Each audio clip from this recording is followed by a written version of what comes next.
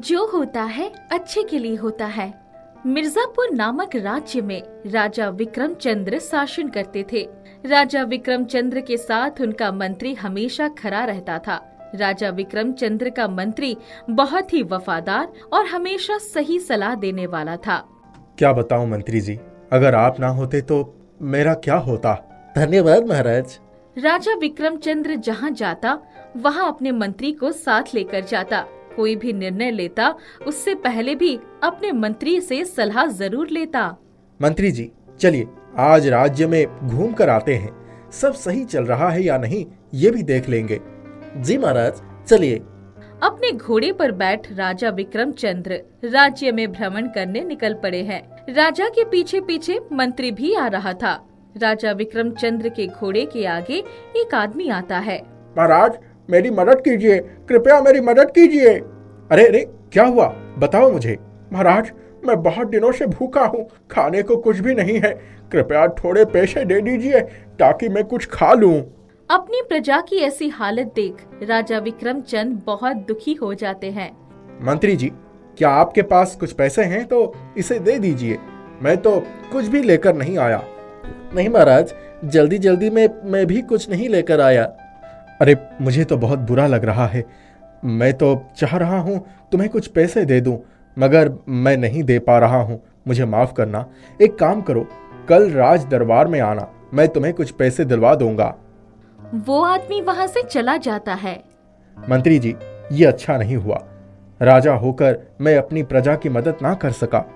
कोई बात नहीं महाराज, समझ लीजिए जो होता है अच्छे के लिए होता है। इसमें अच्छा क्या हुआ मंत्री जी।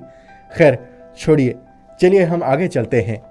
कुछ घंटों तक राजा ने राज्य में भ्रमण किया। उसके बाद राजा विक्रम चंद्र और मंत्री दोनों वापस आने लगते हैं। तभी वो देखते हैं वही आदमी जो उनसे मदद मांग रहा था वो नशे की हालत में लड़खड़ाता हुआ जा रहा है।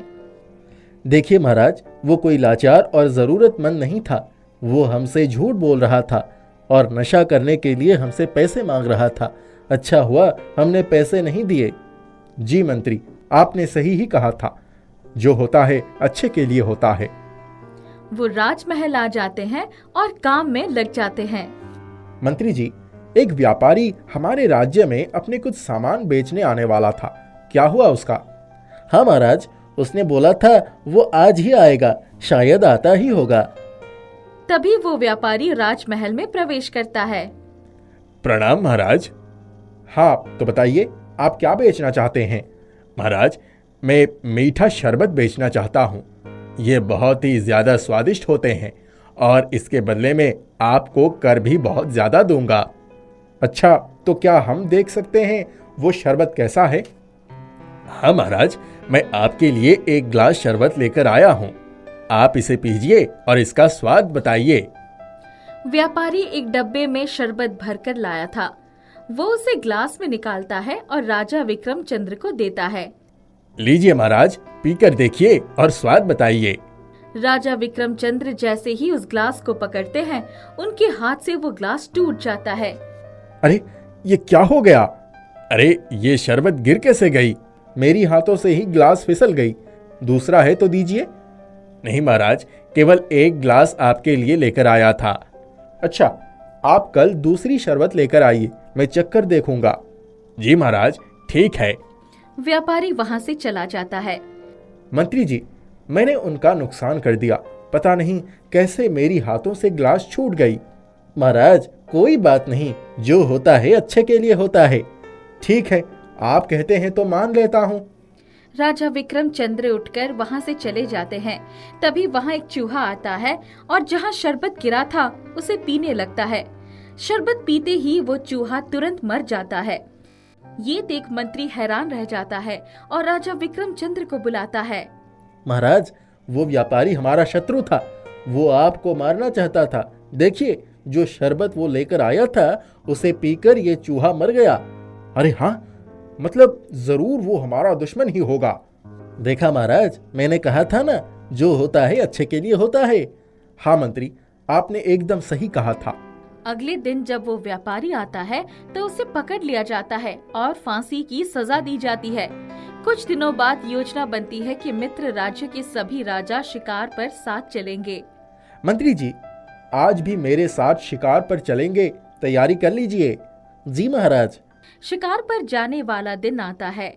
अरे कहाँ चले गए सभी? कोई मुझे फल काट कर देगा क्या? बार बार पुकारने पर भी कोई नहीं आता है। लगता है मुझे खुद ही फल काट कर खाना होगा। राजा चाकू लेकर फल काटने लगते हैं और तभी उनका अंगूठा कट जाता है।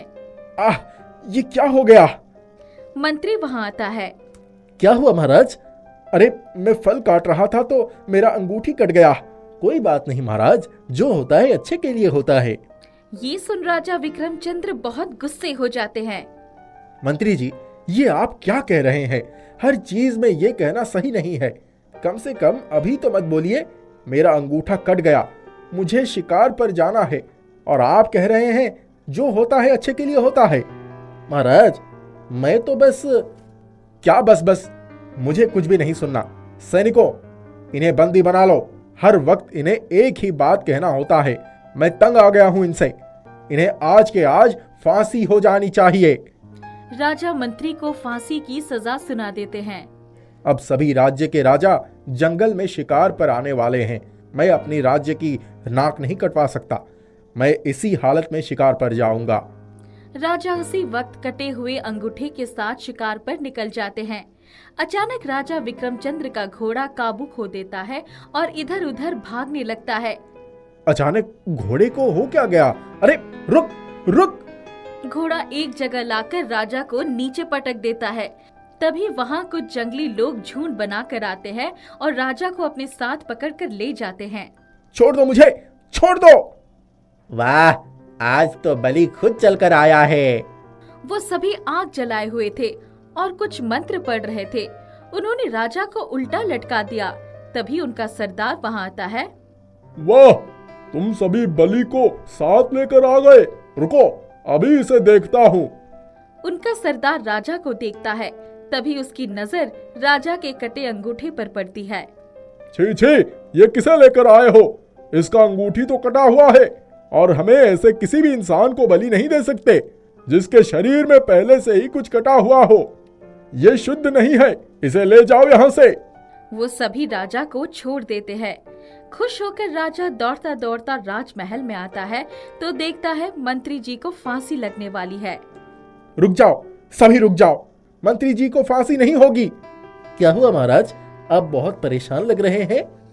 मंत्री जी, आप एकदम सही कह रहे थे। जो होता है अच्छे के लिए होता है। मैं ही मूर्ख था जो आपकी बात ना समझ पाया। राजा मंत्री को जंगल की सारी बातें बताता है।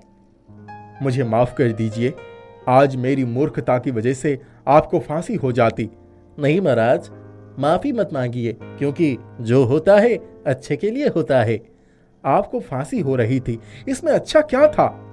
महाराज, अगर आप मुझे फांसी की सजा नहीं सुनाते तो मैं भी आपके साथ शिकार पर आता। मेरा अंगूठा तो नहीं कटा था, वो आपको छोड़ देते और मुझे बलि बना देते। वाह मंत्री जी, ये बात तो आपने एकदम सही कही। आखिर में मैं मान ही गया, जो होता है अच्छे के लिए ही होता है।